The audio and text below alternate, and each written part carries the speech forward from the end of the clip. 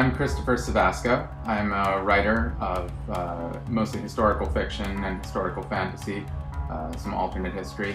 And I also previously was the editor and publisher of Paradox, the magazine of historical and speculative fiction. Today I want to speak for a little bit about the epic fantasy trilogy by Bradley Beaulieu, The Lays of Anuskaya, which anyone who enjoys epic fantasy should make a point of reading. That said, it is like no other fantasy that you've ever read, with its unique flavor, which draws from Tsarist Russian cultural influences, and to some extent also from Hindu and Buddhist philosophy and shamanic beliefs. It becomes clear straight away, once you start reading this book, that we are not in a cookie-cutter fantasy world here. We're sailing on wind ships, these wonderful ships that have masts rising from three sides, and that fly high above the deadly seas of this world, traversing this vast chain of islands that are decked in grand palazzas and wonderful ancient ruined cities, and always surprising landscapes.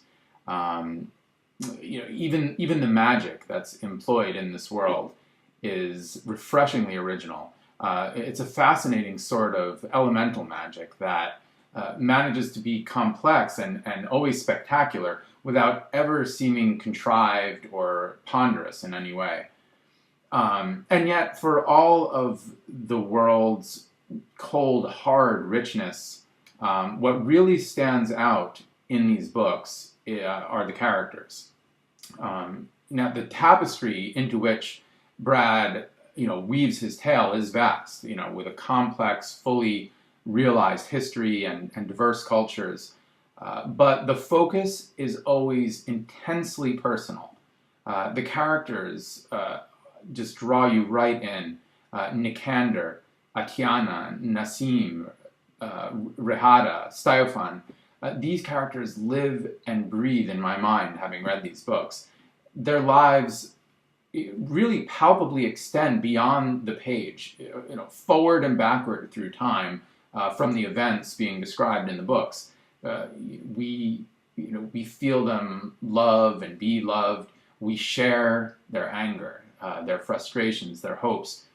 We really do come to care about them as though they were real, as though we had walked alongside them through these haunted cities and deserts and flown with them on the winds. But best of all, as in the greatest works by writers like George R.R. Martin, none of the characters in these books is ever one-dimensional. The heroes are often flawed. The villains, if in fact any characters truly deserve that label here, are often noble and selfless. Nothing is ever cut and dry, right or wrong, so much as it's shaded with nuance, with moral ambiguity, with difficult philosophical questions. The story is always highly entertaining, but it never allows the reader to become lazy. It always forces the reader to think, to wrestle with the same difficult questions being faced by the protagonists. And in each book, the stakes and the pace build and build until they reach a point where, for me at least, it was truly a torture to put them down at times. And this is mirrored over the arc of the entire series as well. With each successive book raising the stakes, raising the complexity, raising the tension. The Winds of Kalakovo, the first book in the trilogy, is an absolutely breathtaking read. And then by the time you get to the third book, The Flames of Shadam Khoreh, the journey has become so harrowing, and yet so fascinating, that each development in the lives of the characters has a real visceral pull on you. It's never predictable. As you sink into Brad's lush, poetic prose, you'll be kept guessing, as I was, and wanting more right up to the very end.